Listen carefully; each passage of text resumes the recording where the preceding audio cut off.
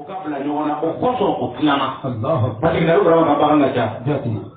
a ta nana se ka caya o natɔ masakɛ sigi Erɔdi tun y'a minɛ a ka muso minɛ mɛlɛkɛ nana kanara yɛrɛ ko n'i ma bila parce que o nabi burama ko ale ka dɔgɔmuso masakɛ y'a ye muso in ka ɲi a k'aw muso ale muso minɛ ka taa fɛ yen mɛlɛkɛ taara ka marila ye ne ka nabi ɲuman ka muso i b'o ta n'i ma bila ele kelen kɔsɔn ni jamana ci sɔgɔma a ye jɔn caman ani bagan caman ɲini k'a di muso nin ma ka dɔ di nabi burama k'a labila ko mɛ fa k'ale ka dugu bila ka taa yɔrɔ jan fa bɛna to ala bila ale ka dugu donc nabi burama ni sarata bɔra o jɔnmuso ninnu dɔ cɛ ma olu dɔ de cɛ ma sarata nana o dɔ de minɛ k'a di nabi burama a ko ne ka jɔnnu e ni ne a ma den sɔrɔ n bɛna nin d'i ma n'a ye den sɔrɔ den bɛ kɛ mɔgɔ saba ta ye a bɛ kɛ ne ni e ta ye a b'an tɔgɔ kɔnɔ sen baara o den de ye Ismaɛl wolo sarata ajara ka sɔrɔ ka Ismaɛl wolo donc Ismaɛl ye mɔgɔ saba ta de Isaka o ye mɔgɔ fila ta ye mais ale ye kubuye ko yɛrɛ wolo parce que ale bamuso ni fakɛ bɛɛ siya kelen jamu kelen bɛɛ so kelen o kosɔn u b'a fɔ ko Isaka question ni silamɛw ma ɲɔgɔn faamu de la u b'a fɔ ko Isaka ko le fils unique tiɲɛ le fils unique bi y'a sɔrɔ kun min na o de filɛ nin ye bɛɛ siya kelen d'ailleurs nabi burama ka muso Sarata a ka fadenya de bɛ se a ma fana parce que o bɛɛ ye faso kelen o bɛɛ ye fa kelen mɔgɔw ye o tɛ ba kelen faso kelen mɔgɔw don donc o bɛɛ ye siya kelen mais dɔ nin ye jamana wɛrɛ mɔgɔ ye siya wɛrɛ ni Ismaɛl bamuso o kosɔn o ye min wele ko n yɛrɛ wolo silamɛw bɛ ɲɔgɔn sɔsɔ dɔ ko o ka Ismaɛl de kantigɛ dɔ ko non o ka Isaka de kantigɛ k'a sɔrɔ kuma ninnu yɛrɛ tɛ kelen ye dɔ ko Ismaɛl de kantigɛ dɔ ko Isaka de kantigɛ k'a sɔrɔ a fila bɛɛ kɛra mais n'an ko a tɛ ɲɔgɔn ka livre kɛ o de b'an sɛgɛn o de b'an sɛgɛn Ismaɛl ta bɛ kɛ don min na a wolola o y'a sɔrɔ Ismaɛl bɛ fitinin mais karamɔgɔw o dɔw taara nɔrɔ o yɔrɔ la k'o ye lahiya ye k'a sɔrɔ lahiya kuma t'o yɔrɔ la lahiya bɛ fanga don min na o y'a sɔrɔ Ismaɛl ka kantigɛ tɛmɛna a ka ca san 10 ye Ismaɛl n'a facɛ de ko ani Ibrahima de y'a saba dɔn o tilara o ma lahiya kama mais k'o y'a sɔrɔ don min na o fɔra ko Ismaɛl ka kan ka kantigɛ o y'a sɔrɔ a tɛ tɛmɛ san 7 kan bon n'a y'a fɔ ko tuma min na a bɛ taama na a bɛ se ka ci a yɛrɛ ma san 7 sɔrɔ ala ye jiko d'a facɛ kan a y'a fɔ a den ye a ko n den ne sigura k'a ye su la ne y'i kantigɛ ala ye min fɔ n ɲɛna Ismaɛl ko a facɛ ma o a ko fɛn kɛ ala ye fɛn min fɔ ye ne bɛ sabara i ne kɔrɔ a y'a minɛ ka ca a ko a b'a faga ala ye saga d'a ma est ce que o don a kɔrɔ ye k'o ye heji de dɔn ala ye saga kɛ k'a kuma bɔ a nana na ta ka taa bila fo man territoire la o ko kɛnɛ kɔ o bɛ taa san 10 kɔrɔ islamsoma nana kɛlɛ a tora bila fo man territoire la Congo kolon kɔnɔ mɛlɛkɛw ka nin don nin filɛ a nana n'a fɔ ko nin fana bɛna den wolo san caman t'o ni ɲɔgɔn cɛ wa san caman b'o ni ɲɔgɔn cɛ dɛ a ko nin fana bɛna den wolo o den fana nana na wolo o y'a sɔrɔ mankan yɛrɛ kɛra dugu ye n'i donna exode kɔnɔ i b'o kuma sɔrɔ o yɔrɔ la ale den fana nana na wolo ala nana fɔ nabi burama ye dɔnni kɔnɔ i y'o yira n na mais nin komi nin fils unique ye i y'a ye ko nin ye joli 100% ɲagamu t'a la n b'a fɛ i ka nin fana kantigɛ mais o den t'i bandi le dɛ Isaka nabi burama y'a filɛ furu ko maa sɛbɛn bɛ sɔrɔ la ka cogo min na n'ale y'a fɔ nin ye nin bandi jɔ a tɛna ɲɛ a y'a nɛgɛ a y'a ka jɔnw wele ala ye kuru dɔ yira k'a ka taa kuru in na basara ka bɔ a ye jɔnw wele Isaka yɛrɛ ye bindi ta ka to a kɔ o taara se yɔrɔ dɔ a ko jɔnw ma f'a ye dɔn jɔnw lɔra a ko ne ni n denkɛ bɛna taa fo kuru in kan an bɛ taa saraka bɔ an bɛ segin ka na aw sɔrɔ Isaka ye tasuma ta ka bindi ta o bɛ taara se o bɛ taara a ko a facɛ ma a ko baba ko an bɛ taa saraka bɔ yɔrɔ min na tasuma ye nin lɔgɔ filɛ ko mais an mana taa saraka min jigin ala ye saraka bɛ nin a facɛ ko a ma ko n'an sera ko ala yɛrɛ bɛ saraka bɛ o taara se o y'o tɛli jɔ ko nka a bɛ fɔ ye cogo min na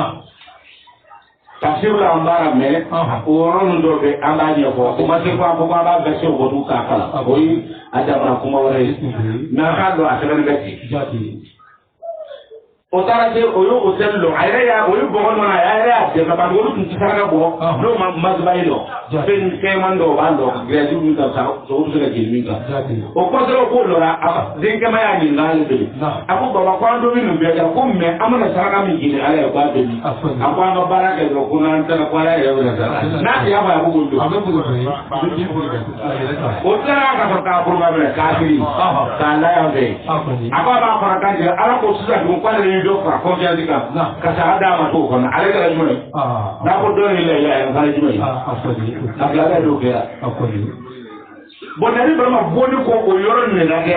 a nana segin ka taa sɔrɔ makan bɛ bonya yɔrɔ o ka sɔrɔ ka sɔrɔ k'alikaba jɔ ni Ismaïla ye o tilara o ye saga faga o k'a sɔrɔ nin dɔ ka fagali kantigɛ ko kuma kɛra a ka ca ne ka kantigɛ kɛra a ka ca san 10 ni kɔ yɛrɛ ye donc i bɛna mun faamu o la o k'a ɲɛɲini cogo wɛrɛ o kana ɲina ko yɔrɔ in na ko ala ko k'ale ka so fɔlɔ lo ko depuis an fa Adamu ko an fa Adamu tun saga faga yɔrɔ in na Ismaïla yɛrɛ kantigɛ yɔrɔ la depuis an fa Adamu o y'a sɔrɔ yɔrɔ in ma lɔ a nɔ bɛ yen ma an fa Adamu tun bɛna tawafo kɛ komi ala ka livre b'a fɔ yen cogo min na et n'a tilara a bɛ joli kɔni o tun ye Ismaïla de ye histoire ɲagamina mɔgɔw ma fɛn ɲagamina o ma mais ni t'a dɔn fana ko k'i ti nin yɔrɔ nin na o fana ye dɔn wɛrɛ mais n'ele ko ko e k'ale ko ele ka bon nin ko fo i ka a fɔ i bɛna farinya don a la o de bɛ diinɛ ɲagami o de bɛ diinɛ ɲagami donc a kɛra tan sisan sa muso in ale y'a fɔ ten mais dɔw fana ko Ibrahima ma ko ala y'an ci ka se ka taa dugu de la an bɛ taa fara kɛ ka ninnu bɔ ko mais a bɛ mɔgɔ de sɔrɔ minnu kɛra cɛnnikɛlaw ye dɛ. فأخرجنا كل قريب كبر ما أمين ولكيس بربرك مؤمن قريب فيها دوين كنا نجد مؤمن قريب من يباري ولو سيما تجمعنا صدام يقومون mɛlɛkɛw taara cɛnni kɛ mɛlɛkɛw ko nabi Ibrahima k'a k'a hakili sigi an bɛna mɔgɔ kisi ka bɔ dugu in na mɔgɔ n'a limaniyara a bɛɛ bɛ kisi. fama wajadina a ko mɛ an n'u taara se dugu in na mɛlɛkɛw ko k'olu sera dugu in na o. fama wajadina an n'u ma sɔrɔ nin kɛ bɛrɛbɛrɛ dugu in kɔnɔna bɛrɛbɛrɛ mɛ n'ale mɔgɔ kelen bɛ na. ko i kɔrɔ dugu in kɔnɔna na gɛrɛ y'a ta ye ko so kelen dɔrɔn dugu n'a bonya so kelen dɔrɔn de taara sɔrɔ yen limaniyabaga bɛ min a bɛ ko o so in kɔnɔ mɔgɔ bɛɛ ye ni mun ye dɛ limaniyabaga sɔrɔ yen ni minnu bɛ ɲɔgɔn dafa de o kɔsɔn ala ko ko hata to k'i mun ta wula ta wali injili la ko n'a ma ta wula ta jɔ ka injili jɔ aw ka sariya in faamu nin fana y'a damana sariya ye tugun mɛlɛkɛ ninnu bɔra nabi Ibrahima fɛ n'i donna sɔrɔ ɲuman k'i hakili b'a sɔrɔ na wa. ale fana bɛ exode kɔnɔ n'i donna o kɔnɔna na mɛlɛkɛ ninnu bɔra Ibrahima fɛ o taara dugu in na tuma min na nabi Ibrahima y'o filɛ furu nabi Ibrahima taara ala minɛ ka jɔ o taara a y'a ka ale balima jaba a bolila ka don a ka selibon kɔnɔ seli bɛ ka kɔrɔ komi Tawurata b'a fɔ cogo min na ko nabi Ibrahima taara segu a ye sujudu bɛ a ko ala ma e ala a ko ne balima jaba dugu in na dɛ. komi o dɔ taara halaki ala tun ko kuma nabi Ibrahima ye face à face dalen da mɛ a t'a ye ɲana dɛ. na kana kɛ mɔgɔ ta ye ala de ko kuma n'a ye mɛ a t'a ye ɲana. nabi Ibrahima y'o baara kɛ min kɛ a ye sujudu bɛ yen a y'a ten maa ko ala ma ko a ko a dɔw bɛ ko mɔgɔ bɛ sɔrɔ yen dɛ. ala ko a ma ko bɔn ni mɔgɔ taara sɔrɔ ka caya o tuma ne bɛna na dugu in to yen o kama. nabi Ibrahima ko ala ma ko mɛ mɔgɔ dɔw ko ɲɛ bɛ dugu na dɛ ko ni mɔgɔ sɔrɔla mɔgɔ 50 silamɛ 50 mun limaniyara don. ne ko exode b'a fɔ cogo ko ni silamɛ 50 sɔrɔla don ala ko ni silamɛ 50 sɔrɔla dugu in na k'ale bɛna dugu in to yen. nabi Ibrahima wulila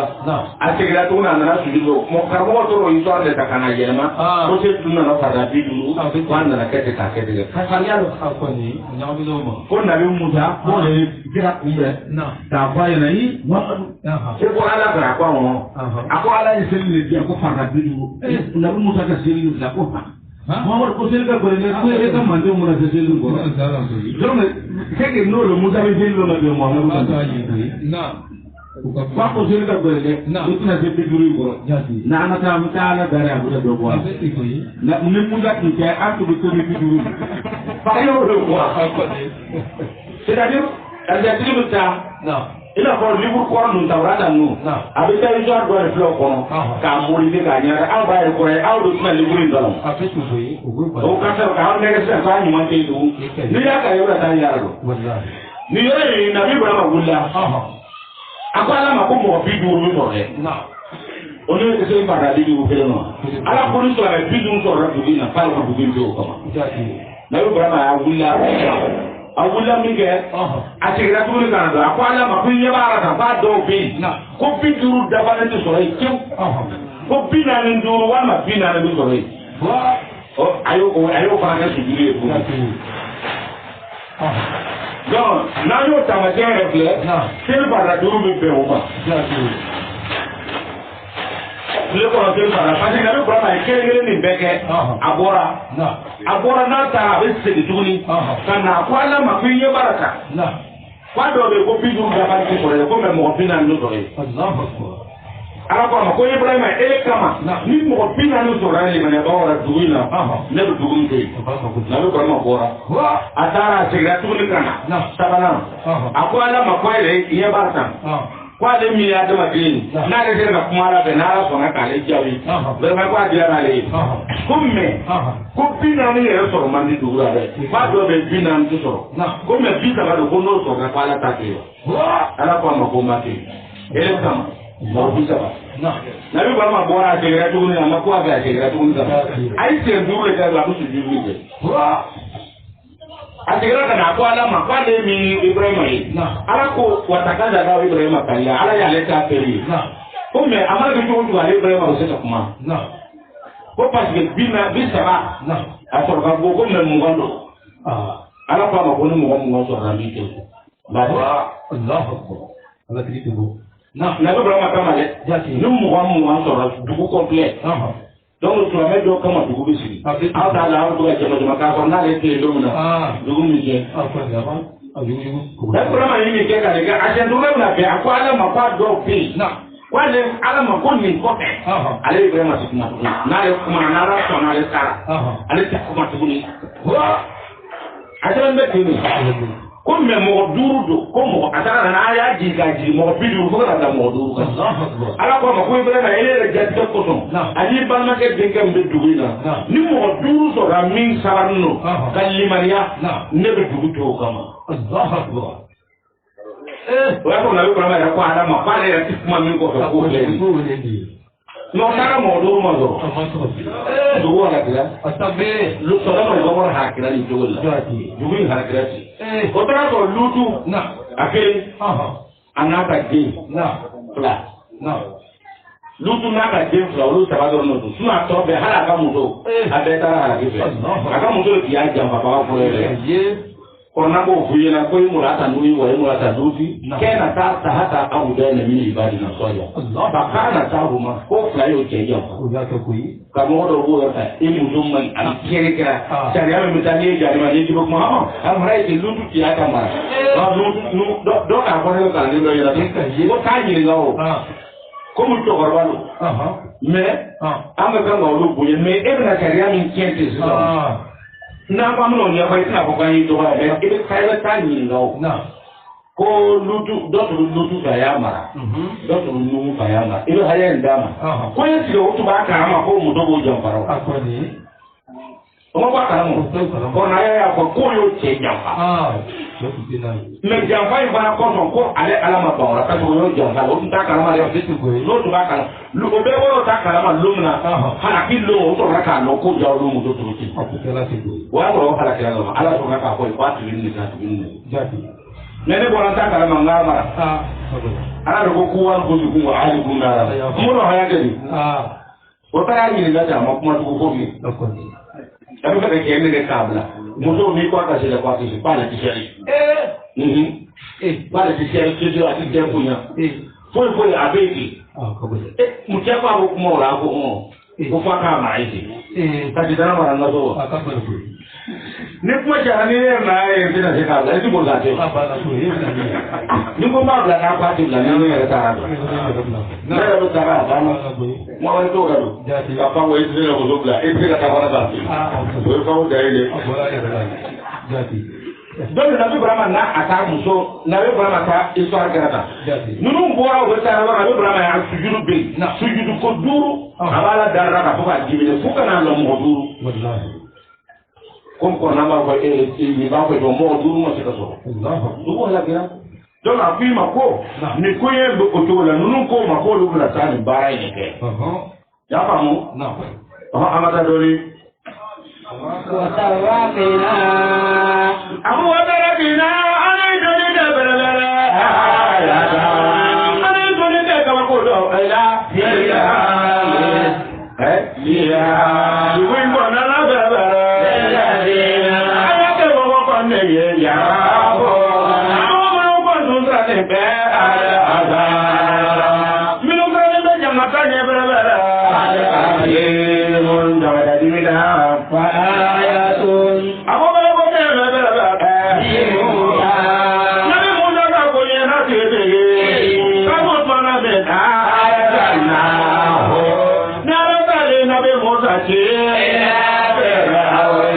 نبي موسى جيك تفرعون ما بربرا نأتي من دلو ليه مبين دلو منو بمن به فتولى أزرنا يا كوي إما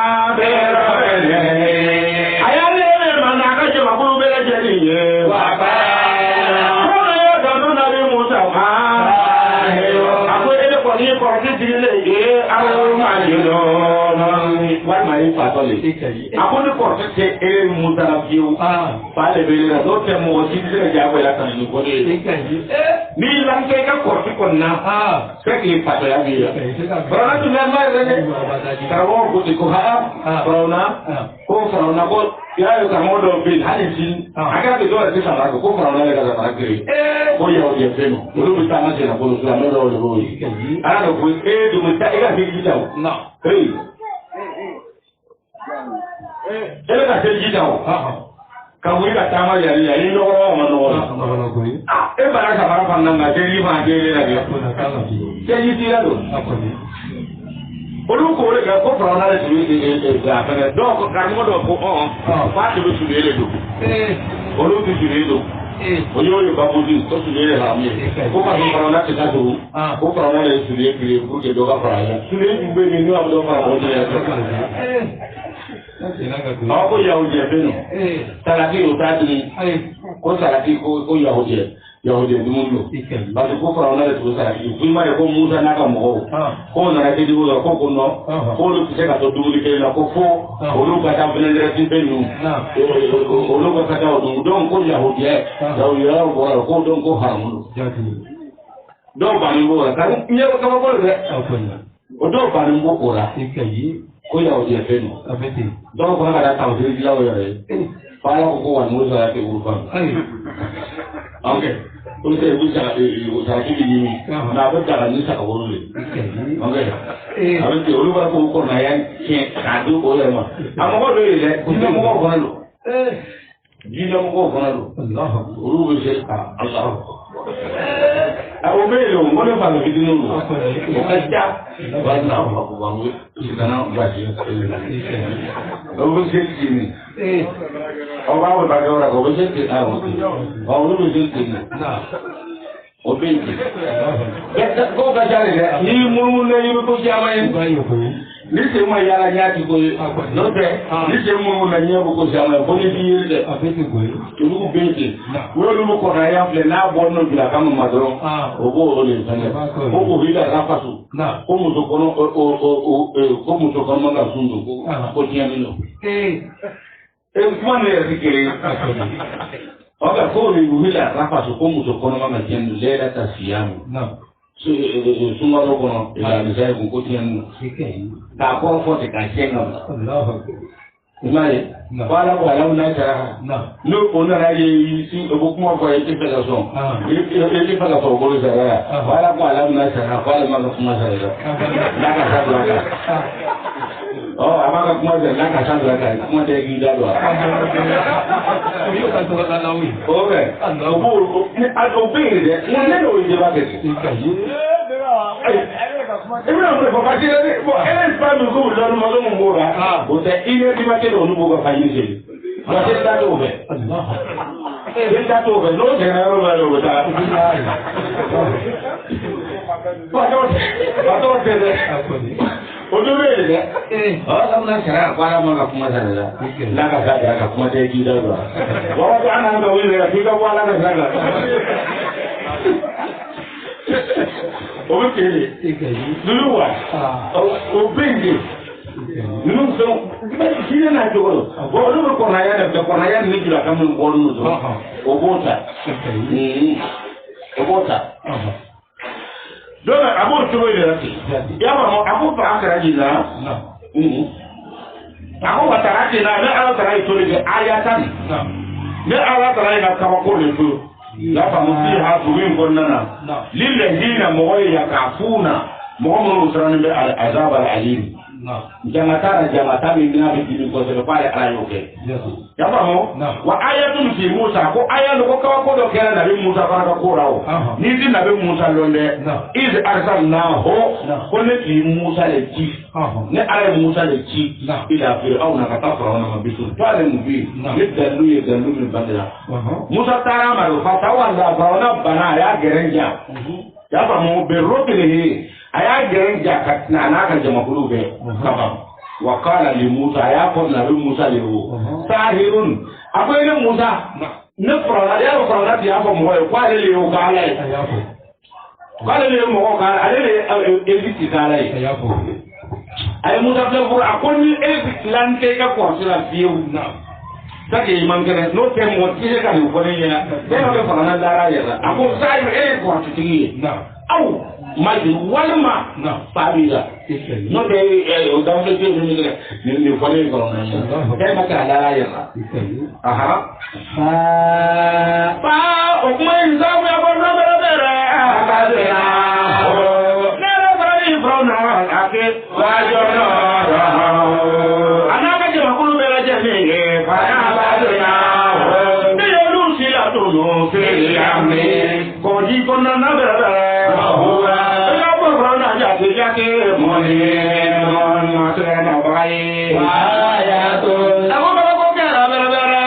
ya de adu ko ko ya de sabo para me na la trai adu ji azana na la trai ko yo baba de ki mata olu mo no kan ma ko yo gbele bawo ما تجروا بذلك أجاب ما تجروا نقول نعسي عليه نعسي جوفين ما برده إلا جعله أقول جوفين مقابل كرامي أقول بيننا اللومنا أما جوفين بويتي نعسي جوفين ما بابا كم بوري أبي يكاد هذا ما نعسي ما بعد كيرك هذا كم بوري وآية أبوكم وكرا سيسابون فكون يسيدي سابون ورننا كويلا أقول سيكويلا فبربرنا أياكا نور مونو كوني أروكا موسى تدو هي وكاسي تونيما أقول أقول يقول يمنا ولو يقول يبربر Sari akorala, osamu akoto, akajato mozo, yado. Akopere ande yoru monu soro, ina monu kone yado, yaflela. Akono mazele berebere, oluko kama seka jotuni, oluye make mona bena. Okote mkwe maso olura de. Akwai kana yanu ka jira kulu ko akwai nu ka jira kulu ko na nu nyate na ho ni ka ko wolo ko ni ka ma mo ko ko ke aka na jira jira ko de ye fa de na o mu jen de la de wa sana ko da ba ko ni ba na ha ni da ba ke ja ba se ya ni ni na mo yo fa ma de de wa na ni bẹ̀rẹ̀ láwọn ọ̀rọ̀. Àkọ́kọ́ famak òun ṣe tí mi dunia law tallahi adu ma ko me fara fladiye adu ma ko fara yere ke sa bla bla ako ne ma ko kera yo na law takatuna wa min kulli shay'in ako wa min kulli shay'in ane ka ko bengele be raje na ya ba ye be no ko kita za o je ne yo da na ko ka furu bla bla awala la alo adam ade won da za ka ro awna hakil to de awala je ka boli ila Allah ai bo ye ka ta la ta ma ka bu le mi bla ni na be ke za bu ko ye baba ba ye la gbàngbò kọ́ ní mọ̀rẹ́ nínú kàwọ́ tí ó tó ikọ̀ nàná mọ̀rẹ́ lọ́rẹ́ mbàngẹ́lẹ́ mẹ́. akọ́nẹ́bà fún alúyẹ akọ́nẹ́ta bílálẹ́ kẹ́ akọ́nẹ́ta aláwẹ̀ ẹ̀yára aláwẹ̀ mẹ́ta sọ alúkúrò káfárá aláwọ̀ akọ́rọ̀ máa ń ta kàwọ́ mìíràn okúrò kàkẹ́ tọ̀wọ́rẹ́ tí ó tẹ̀gẹ́ akọ́nẹ́ mi kọ́ ní fẹ́lẹ́ yẹn náà lẹ́kọ̀ọ́ ní bàbá àbáyé làkọ́ Nana more awo me kamere be akwa abuntu ina ma dalena kadalika akwa abuntu ina bere ma femi didi adalena femi dira mo le ma me ka mo le ka kwa lu ye didi akwa no ka ji de o le la mi ka bro be la jeni ka mo le ba ko Pileye awo ma yoyo ko jide mo jide kila kana ka dia ka mo ma ko ka kuma do so ka ko no ma ko go ko ti ko wal ma ko fa to do e ko droger do ko wallahi pa ma ci ke ko no mo ko o jide no ma atawasaw akoya la no na yo la de wa be awu yo dudu no ko ye wa akwayo ma de ka be de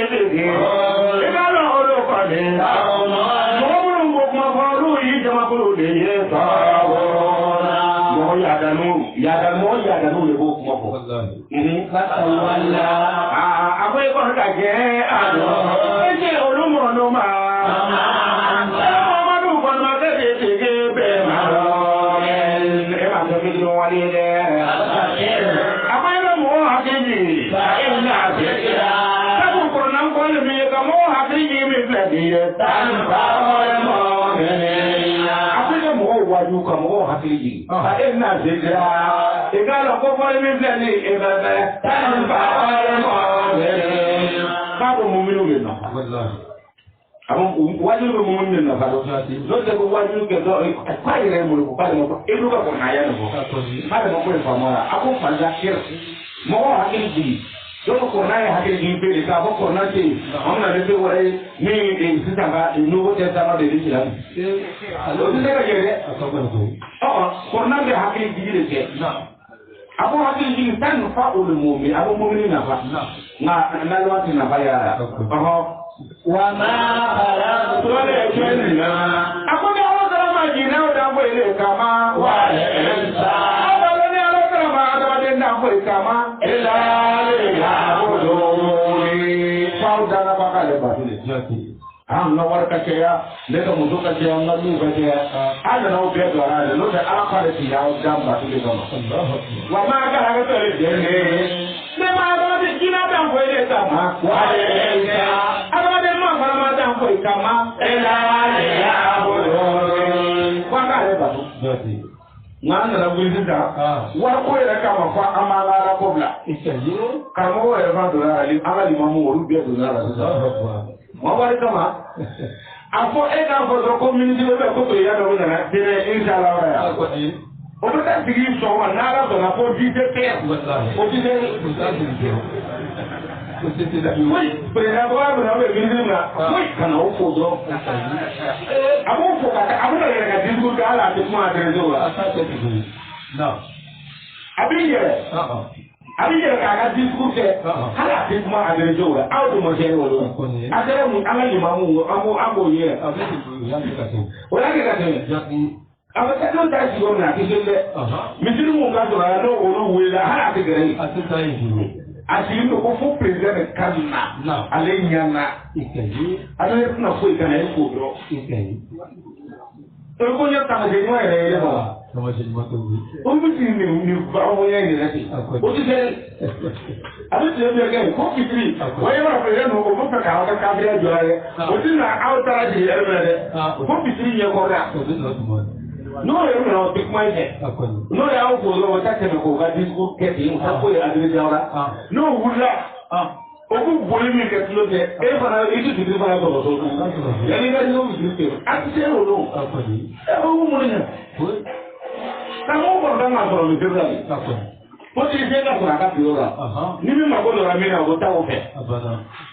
n'o tɛ politicien ka politique kɛ yɔrɔ karamɔgɔ t'a yɔrɔ kɛ o karamɔgɔ t'a yɔrɔ kɛ nka an ka karamɔgɔ de bɛ taa yen ko président ko o bɛ yɛlɛ ministre pa nana so tigɛ na a ka dumuni nalen don a ma dumuni don a ko a ko nana dumuni kɛ n'a ye wulada in na n'o tɛ a ma sun o tɛ sun dɔ don. O tɛ sun dɔn o ko sun yɛ kɔni dɛ olu t'a dɔn dɛ n'a ye sun dun a bɛ minisiri biyɛn nana o don ko n bɔ o tɛ sun dɔ don a minisiri pa na sun tigɛ n'a ye ala bɛ bazɛn jɛman dɔ yala ani fugula bɛɛ k'o birila o bɛ taa n'ale lara ko ala ko don bolokɔrɔw bila kun ka taa yen na olu de bɛ taa ka mɔgɔw ɲɛ filɛ filɛ n'o k'i ye o b'i bɛɛ na bɔ yan i ye ka bɔ yan ni ala ko don a ser'o ma o tɛ dɔw bila yen ɔ ko o bɛna to ka fitiri seli san n'o ye fitiri o fitiri seli o bɛ fitiri seli la ninnu lɔ n'olu tɛ kɛ o ko b'ale de kɔnɔ hali ne b'olu don bɛɛ n'i ka taa yɔrɔ karamɔgɔ kan ka kɛ misiri la ni politicien mako lɛ la a b'i sɔrɔ i ka misiri la et puis i ka na n'i ka jama ye i bɛ se ka na n'i ka tɔgɔde ye ale mɔgɔ kɛ o y'aw ka luwa ye i bɛ na min fɔ i bɛ na o fɔ n ye a banna ni ne kɔni mako lɛ la ne bɛ na min sɔrɔ plateau la a banna nka e bɛ taa kɛnɛ o seli tɛ yɔrɔ ye seli kuma yɛrɛ tɛ yen e bɛ ne wele ka taa yɔrɔ ye ka taa ne sabato wa ni ne bɛ yɛlɛ wele n taa seli dɔ la e tɛna na. Ko tan k'ale fɛ a b'a ka lasigiden bila i fana k'i ka lasigiden bila dɛ min tɛ ka tɛ na se yiri kɔrɔ ye dɔw bɛ olu bɛ se yiri kɔrɔ mɔgɔ tɛ kuma dɛ nka ni to karamɔgɔ dɔw ye k'aw bɛ se la yiri kɔrɔ bɛɛ b'a koto ta i tɛ wari la bɛ se la yiri kɔrɔ ko bɛɛ n'i pilasi don bɛɛ ka kan kɔli n'i y'i pilasi dɔn mɔgɔw bɛ farikɛ de kuma caman de fɔ i bɛ miɲɛ a tɛ kɛ i bɛ miɲɛ a tɛ kɛ. N'o tɛ u ka ko caman de ɲini na anw ye yan dɛ ninnu ma ɲi dɛ u bɛ tile dɔw yɛrɛ ko k'a kɛ tigɛ ko jaadisi ninnu hali n'a kɛra bɛ taa jaadisiya yɛrɛ ko wɛrɛ dɔ de la mun bɛ mɔgɔ faga o de ma sinɔn bɛɛ jaadisi don ka kɔni hali dɔw tɛ jaadisi ye mɔgɔ k'i hali ko cɛsiribagaw o kɛ wa dɔw de jaadisi a b'a faga cogo dɔ o ye ko nin dɔw kɛ jaadisi bɛɛ kɛ sɛbɛn dɔ ko fo i ka ko n b'a ti ka se ka lahara sɔrɔ o kɛ wa bɛɛ jijabaga de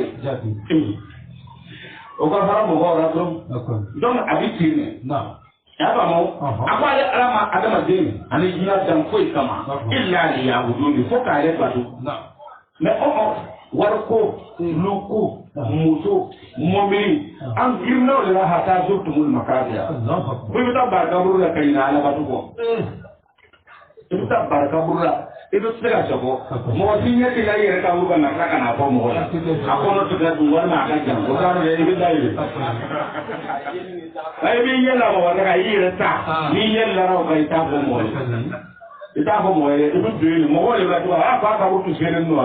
walima k'a yɔrɔ nin k'a yɔrɔ tɛ suma don walima k'a kaburu bɛɛ o k'a jan don mɔgɔ de b'o fɔ e tɛ kuma e tɛ kuma tugu fiyewu dɛ donc a b'o cogo de la.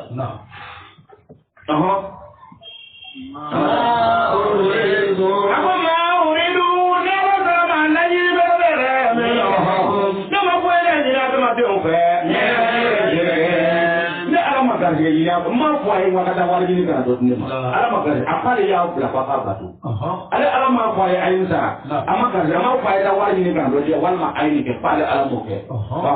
wa ni ala sera kɔni ma laɲini an y'o yɛrɛ mɔ n m'a fɔ yɛrɛ k'a ka taa ka tɛnɛ kana sumandi yan fo a k'ale batu a banna donc an nana minnu bɛɛ don a la m'a fɔ mɔgɔ kana wari ɲini m'a fɔ a kana so jɔ m'a fɔ a kana muso furu mais a kana olu de bila i ka ala ko ɲɛfɛ i nakun tun t'o ye o i nana kun min kama o ni e nana ɲa i nakun kɔ ka na ni ko wɛrɛ ye don ala kɔni y'an dan diɲɛ na f'an ka ninnu de ale nakun an nakun ye mais n'an nana wari ko don a la an k'a kɛ yɛrɛ dɛ ni muso ko donna la an k'a kɛ yɛrɛ ni fɛn fɛn donna la an k'a kɛ ka kɛɲɛ kana to o de k'i bali ka ala ko ma i ma ye ala b'a fɔ mɔgɔ ye ko aw minnu ko ala ma la tulhikum amwalukum wala awladukum an dhikrillah wa man yaf'alu dhalika fa ulaika humul khasirun e m'o ye wa a ko mun ko ali mandara nafolo le ti fɛn bɛɛ ye aw kan ko aw kana to aw ka nafolo ani yɛrɛ ka denbaya i ka denbaya min f'i kana to a k'i sogo la k'i sama ka bɔ ani zikrillah ala ka ko fɔli ma ko aw kana kɛ wa man yaf'alu zalika ni mɔgɔ min y'o kɛ fa ulaika humul khasirun i k'a dɔn ko i bɔnɛna lahara awa ba wa ninnu bɛɛ bɛ yen ala y'a dɔn ninnu bɛɛ bɛ yen mais kana to olu de ka i bali ka ala ko ma muso ko n'i ma bɔ n'i ma bɔ nin kuma fɔtɔ ninnu n'i ma a fɔ dabila an n'an den bɔ si la dɛ a taa ni ne yɛrɛ ko a bɛna o kɔn o kɔn ne yɛrɛ bɛ kɔn k'a bɔ n ka taga o a sera o ma n b'a bɛ n ka taga yen ko b'a filɛ ayi an ka fɔ a b'a filɛ ni ne yɛrɛ y'a bɛn o a ma b'a ma o dɔw bɛ vraiment ni y'o ye a bɛ layiya kɔnɔna walima a ko kɔnɔna n'i m'o dabila kɔnɔna bɛ se ka mɔgɔ bana yan wa n'a b'o kuma dabila vraiment an bɛ nin bɛn ka bɔ an ka du kɔnɔ wa n'i y'o fɔ ka ban i y'a fɔ bi ne yɛrɛ tɛ sigi bi n taa labaara kun na ala nana tan na nabi burama wulila don min na a pate n'o ye dugutigi ye aza a pate de ye jamanatigi ye nafolo b'a fɛ ka tɛmɛ fɛn bɛɛ kan ale fanga b'a ka tɛmɛ bɛɛ kan a ko nabi burama la illa mutantahi la arjuman naka wala yamasannaka azaban alim wa hajurni maliya a ko burama n'i ma fara i ka nin kuma in na an bɛna na i bon ni kɔrɔkɛ ye n bɛna mɔgɔw bila u y'i bon ni kabakuru fana ye wa an bɛna i bɛɛ ka bɔ d'ailleurs min yɛrɛ bɔ n ka famille na wa hajurni maliya bɔ ne ka famille na n yɛrɛ t'a kɛ k'i ye ɲɛna ko i bɔra n ka famille na ale burama ko di ala ma a ko inni zahibu ila Allah sayahdini ale burama bɔra a ko fa ne bɛ taa ala fɛ ala bɛna ne kanda bi taara sigiyɔrɔ tan mais ale burama don ale bi diɲɛ bɛɛ fa ye e bɛ taa yɛrɛ to foyi ye k'o bɛna i tɛna dumuni kɛ i ka sin k'a bila ko n'i m'a dabila i tɛ dumuni kɛ dumuni dɔrɔn i ka sin k'a bila k'a kɛ komi dumuni de bɛ mɔgɔ balo k'a sɔrɔ dumuni bɛ fanga di mɔgɔ ma dumuni ti mɔgɔ balo ni kɔngɔ b'i yɛrɛ bɛ fanga de l'o tɛ sisan ok ni kɔngɔ b'i yɛrɛ tɛ fanga de l'o tɛ sisan kɔngɔ bɛ mɔgɔ faga don i to bɛ fanga de i bɛ taa dɔw yɛrɛ fanga ni ye fo ka taa tɛmɛ kɔngɔ n'o tɛ a bɛ ten a ko ni ala m'a ɲini aw fɛ f'a ka kɛ dumuni ma garijɛgɛ foyi ɲini aw fɛ aw nana min kama o de ye nin ye donc i nakun ka nana to mɔgɔ bɛ kana fɛn wɛrɛ kɛ sa a ye se waati min d'a ma n'i tila la sisan ko wɛrɛ kɛ nka ka n'a to o de k'i bali i ka ala ko ma kuma b'o yɔrɔ de nɔfɛ n'i sɔn n'i y'o fɔ sisan a kana kɛ ko mɔgɔ kana wari ɲini a ko mɔgɔ kana ne m'o fɔ a ye dɛ nka a kana to le wari ka don an n'a ka ala ko tɛ o de y'an ka karamɔgɔ bɛɛ san min kama i bɛ dɔ ye a bɛ kuma daminɛ kalo kelen kalo wɔɔrɔ o bɛ san kelen a ka kuma bɛɛ ka ɲi an bɛ don san filanan min na a bɛna yɛlɛma ayiwa ko diinɛ ye ɲɔgɔn faamu ye diinɛ ɲɔgɔn faamu yɔrɔ bɛ yen mɔgɔ ni jaali min kɛ nafolo ma ni ɲɔgɔn faamu ni ne y'o faamu ka ban e ye min ye i t'o de fɔ ka di ni mɔgɔw ko o fɔ i b'a fɔ ɲɔgɔn faamu de a ye n faamu n k'a sɔrɔ dama dɔ la yan ka bɔ yan alu aw kɔni alu mɔgɔ ninnu kɔni hali lamɔ ne ma foyi faamu aw tɛ se ka fara mɔgɔw kan sariya donna a ko silamɛw ka fara ɲɔgɔn kan ko hali n'a ka pratique kelen a ko silamɛw bɛɛ ka fara k'o de baraji ka bɔ n ko komi ele y'o ye o hali o de tɛna fara ɲɔgɔn kan komi ele limaniya o a ye ka fara kan ne ma ale ye fɔlɔ e bɛ m'o ye wa komi ele yɛrɛ wa n'i ma fara kan i tɛ silamɛ ye dɛ ko silamɛ caman bɛ yen o kan ko n'i ma fara kan i tɛ silamɛ ne ma ye o n'a fɔ i karamɔgɔ y'a ye na a bɛ fara an bɛ fara ɲɔgɔn kan n'a bɛ fara ɲɔgɔn kan baara kɛ a bɛ ten e ma fɔ e ka kɛ bɔ a fɛ ale ye kuma in labɛn ale bɛ na o fɔ ne ye bi kuma tɛ fɔ karamɔgɔ hali n'i bɛ dugu kuru ka kuma dɔ fɔ n bɛ dɔ fɔ e ka la a ser'o ma Inna Allah kole ale ma senja ki shake ale le gadi te iye mama gadi te ko ni no bere ale ma te no gadi ni ka bere gadi bere ya tugu ako gadi te ya ale aba di ma ka ko ka ko ye sonna ko ba me ko me ya le wadna ka ko ke ale ko ke donc moi ha ni tu ke so le ni tu ke so le ka fu ko nan ko ai tu ke war so sambe ama sharia ko na ere ni mbora a sharia ko na ni mbora ala do ko re ko na ame ro ko bi ngona sambe na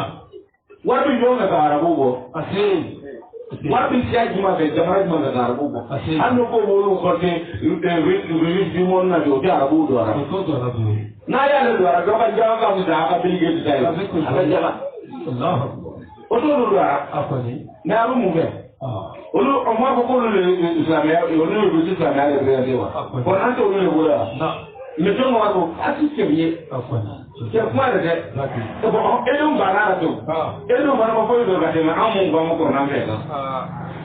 aba de do mo ga de afani na de ne ale na ka de ya mu shi kudu ma yara be na de ya mo ke ama ba wa e ti ye ke o ko ki akele do ma yo ko porque aquele correga pouco apoio do ya ele ensina porque não sabe a minha mas não que aquilo a ufe o vou ali o porque ele do matama aqui já nem do eu vou para como aqui ma abia na yo me susolo ni ya o do ni no do yo so mu iba wo na ka ke mai o tanyere o so no ja amna ba ko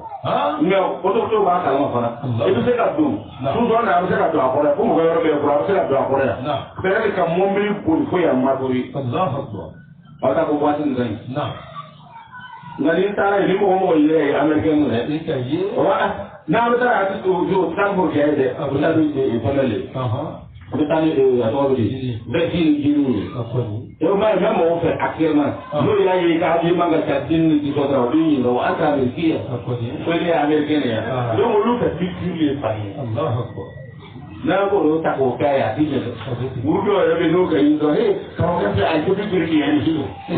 aja be ke bi le ka ko ya ru ya ha ata yo ke ni ko yin